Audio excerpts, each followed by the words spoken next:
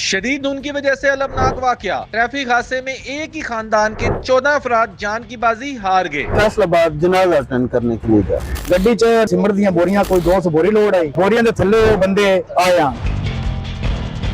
मैं इस टाइम मौजूद हूँ सरगोदा का नवाही इलाका है गुल्लापुर, जो कि तहसील कोट मोमिन में वाक़ है, जिधर रात एक धुंध के बायस एक बड़ा अफसोसनाक वाक़या पेश आया है। हम जाए वकूआ पे मौजूद हैं, आइए जानते हैं जो लोग इस टाइम मौजूद थे हादसे के टाइम। क्या वाक़या रात पेश आया था यहाँ सर? जी भाईजान, 1:40 था इधर वाकया पेश आया था। ये ट्रक है, ये नहर में गिरा था।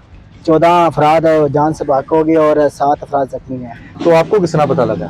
हमारे इधर ये 7 घर है। इधर जब ट्रक नहर में गिरा था ना, हमें उधर आवाज आई थी, फिर हम जाके इधर हम आए हैं, फिर हमने लाशें निकाली हैं, बंदों को फिर निकाला था। 3 बंदे वो सही सलामत बाहर थे, दूसरों को फिर हमने आप इधर आकर निकाला था बाहर। बहुत पहले भी 2 हादसे इधर हो चुके हैं, ये 30 हादसा है। 8 खवातीन है, 6 बच्चे हैं। जी हाँ। सबसे छोटे बच्चे की उम्र क्या है? सबसे छोटे बच्चे की उम्र 3 माह है। और बकाया बच्चे जहाँ उसमें 3 साल का भी है और उसमें 6 साल का भी है। एक ट्रक जो कि रावलपिंडी से फैसलाबाद की तरफ जा रहा था, धुंध की वजह से ड्राइवर की गफलत की वजह से शायद जो है वो नहर में जाकर गिरा है, जिसमें 14 अफराद जो हैं वो जान बाक हुए हैं, जिसमें बच्चे भी थे, औरतें भी थी और मर्द भी थे। तो ये एक इंतहाई अफसोसनाक वाक़या हुआ है, कीमती जानें जो हैं वो ज़ाया हो गई हैं। ये एक ही ख़ानदान से सारे थे, किसी फौतगी में जा रहे थे? हाँ जी, ये फैसलाबाद जनाजा अटेंड करने के लिए गया। 2 बंदे ने आना सब तो पहले ही वो बाहर निकले आन, बकाया डेड बॉडियां 14 बंदे लाशां साहब बाहर कढ़ियां अपने हत्थां नाल। गड्डी च लोड आन सिमर दियां बोरियां कोई 200 बोरी लोड आई। अच्छा, सीमेंट दी बोरियां में सर? जी, बोरियां दे थल्ले बंदे आया। जो ड्राइवर भी मौके उत्ते फौत हो गया।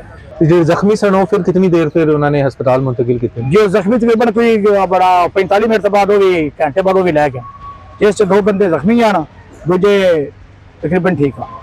रेस्क्यू आई है, फिर डेड बॉडी में अस्पताल मुंतकिल हुई है? जी, फिर डेड बॉडियां सरकार कोट होना सिविल अस्पताल मुंतकिल।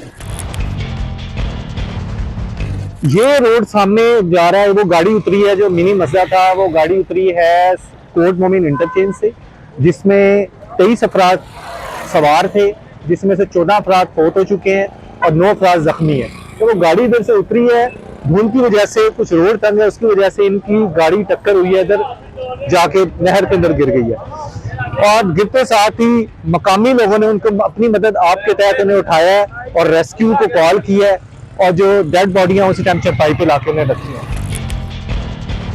तकरीबन 1:45 ਤੇ ਮੈਨੂੰ ਕਾਲ ਆਈ ਹੈ, ਉਹਨਾਂ ਆਖਿਆ ਗੱਡੀ ਨਾ ਥੱਲੇ ਡਿੱਗ ਗਈ ਹੈ।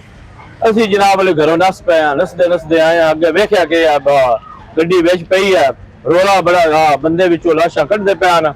ਅੱਗੇ ਥੋੜਾ ਤਕਰੀਬਨ ਕੋਈ 3 ਫੁੱਟ ਪਾਣੀ ਸੀ, ਉਹਦੇ ਵਿੱਚ ਜਿਸ ਵੇਲੇ ਪਾਣੀ ਆਇਆ, ਪਾਣੀ ਥੱਲੇ ਉੱਤੇ ਬੰਦੇ ਉੱਤੇ ਫਿਰ ਗੱਟੂ ਨਾ ਰਿਹਾ ਪਹੁੰਚ ਗਿਆ। ਸਾਹਮਣੇ ਤੁਸੀਂ ਗੱਟੂ ਵੇਖ ਸਕਦੇ ਹੋ। ਤੇ ਆਏ ਦਿਨ ਹਾਦਸਾ ਹੁੰਦਾ, 2 ਮਹੀਨੇ ਪਹਿਲੇ ਵੀ ਇਸ ਤਰ੍ਹਾਂ ਹੋਇਆ, 2 ਬੰਦੇ ਮਰ ਗਏ ਨਾ, सिर्फ धुंध की वजह तो गड्डी वे डिगी है। ते पुल जी है बिल्कुल दीवार दी जी छोटी छोटी है, मुरम्मत होने वाली है।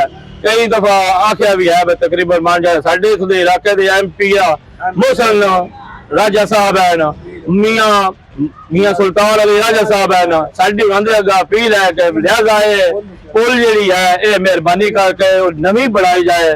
साड़ी CM मरीम नवाज पंजाब जी है उधर का भी रिक्वेस्ट यही है भाई वो ये पुल बनवा देन, मेहरबानी है, हादसे तो बाद जान। जब तुसी बॉडियां चुकियां ने ते की तुहाडे हालात सन? बस अपना खानदान ही इंज लगदा फौत हो गया, वजूद ही कोई ना रह गया, बिल्कुल उन्हां दी हालत ही कोई नहीं, सारे थल्ले दबी गए उन्हां दी शक्लां जड़ियां नो भी ना सही तकरीबन। अच्छा, शक्लां भी कोई नहीं सही? कहीं उत्तो चोटां लग बस हो गई ने जी, उत्तो चोटां लग गई, मानना उत्तो गड्डी थल्ले उत्तो केमिकल पे होया सी, वो सही शक्लां भी साफ नहीं सी नजर आउंदियां। चलो हुण दूजे चैनल वास्ते रेस्क्यू वाले टाइम पे ऐसी कोई नहीं सर नहीं आए, 1 घंटा बाद आया ना, जब असं लाशा बाहर निकाल के रख दी गई उस टाइम। अगर एक गड्डी पहले आई है वो 2 लै गई है मरीज, उस तो बाद 1 घंटे तो बाद आई जी 2 लाशा बाद फौत हुई, वो रंधी वजह तो हो गई फौत। रेस्क्यू वाले ने आंदे की किया फिर कुछ भी नहीं ना ਕੀਤਾ ਆ ਕੇ ਖੋ ਰਿਹਾ ਨਾ ਪਿਕਚਰਾਂ ਬਣਾਉਣ ਲੱਗ ਪਿਆ ਨਾ ਸਾਡੇ ਨਾਲ ਖਫਾਉਣ ਲੱਗ ਪਿਆ ਨਾ ਤੁਹਾਡੇ ਨਾਲ ਕਿਉਂ ਖਫਾ ਹੋ ਰਿਹਾ ਅਸੀਂ ਆਖਿਆ ਨੇ ਯਾਰ ਬੰਦੇ ਚੁੱਕ ਕੇ ਵਿੱਚ ਰੱਖੋ ਉਹਨਾਂ ਆਖਿਆ ਤੁਸੀਂ ਚੰਗੇ ਮਾਮੇ ਲੱਗਦੇ ਹੋ ਇਹਨਾਂ ਗੱਲਾਂ ਤੇ ਅਸੀਂ ਰੋਜ਼ਾਨਾ ਐਕਸੀਡੈਂਟ ਹੁੰਦੇ ਰਹਿੰਦੇ ਹਨ ਸਾਡੀ ਡਿਊਟੀ ਠੀਕ ਹੈ ਸਾਡੀ ਇਹ ਡਿਊਟੀ ਹੈ ਸਾਡੀ ਡਿਊਟੀ ਹੈ ਤੇ ਮੈਂ ਸਾਡਾ ਕੰਮ ਤੇ ਸਾਈਡ ਤੇ ਹੋ ਜਾ ਤਸਵੀਰਾਂ ਲੈਣ ਲੱਗ ਪਿਆ ਅੱਗੇ ਪਿੱਛੇ तो फिर बंदे एम्बुलेंस किन्हों ने पाए ने रेस्क्यू वाले ਅਸੀਂ ਆਪ ਪਾਏ ਨੇ ਸਾਰੇ ਬੰਦੇ ਸਾਰੇ ਬੰਦੇ। ਆਪਣੇ ਹੱਥਾਂ ਨਾਲ ਪਾਏ ਨੇ ਹੁੰਦੇ पहले जो वाकया होया ਉਹਦੇ ਚ ਵੀ ਇਹੀ ਮਸਲਾ ਹੋਇਆ ਇਹਦੇ 'ਚ ਇਹ ਮਸਲਾ ਹੋਇਆ ਸਰ ਰੈਸਟ ਵਾਇਸ ਆਪਣੇ 2 ਘੰਟੇ ਉਦੋਂ ਵੀ ਲੇਟ ਸੀ ਅਸੀਂ ਬੰਦੇ ਗਾੜੀ ਬਾਹਰ ਕੱਢ ਲਈ ਸੀ 2 घंटे मेरी डीओ जो है रेस्क्यू के डिस्ट्रिक्ट ऑफिसर साहब उनसे बात हुई थी वो कह रहे थे मैं जी गुल्लापुर में जो ऑपरेशन है उसे मसरूफ हूँ मैं आपको अपनी मौकफ नहीं दे सकता लेकिन जब मैं मौके पे पहुंचा हूँ तो मकामी लोग जो ऐनी शाहिदीन है वो कह रहे हैं कि एक तो रेस्क्यू 2 घंटे लेट आई और दूसरा वो आते ही इन्हें तंग करते हैं वो कहते हैं आप उठाएं वो खुद उनको हाथ तक नहीं लगाते और इस मकामी जब मैं इधर पहुंचा हूँ कोई रेस्क्यू ऑपरेशन नहीं था और मकामी लोग इसकी मदद अपनी मदद आपको ਹਟਾ ਕੇ ਥੱਲੇ ਲਾਸ਼ਾਂ ਕੱਢ ਕੇ ਥੱਕ ਪਿਆ ਸੀ ਬੱਚੇ ਸੀ 6 ਮਾਹ ਦੇ ਅਸੀਂ ਤੋਂ ਨਹੀਂ ਡਰ ਗਿਆ ਸੀ ਮਰ ਗਿਆ ਸੀ ਅਸੀਂ ਆਪ ਯਕੀਨ ਕਰ ਲਿਆ ਜਦੋਂ ਮੈਂ ਆਖਰੀ ਬੱਚਾ ਕੱਢਿਆ ਨਾ 6 ਮਾਹ ਦਾ मेरी ढाल निकल गई थी। हाँ जी, गाड़ी जो है वो इस साइड से जो है वो ऐसे सफर कर रही थी, जब इस साइड से गाड़ी आ रही थी ये जो है वो रोड यहाँ तक सीधा है, यहाँ से थोड़ा सा ये मुड़ रहा है, ठीक है।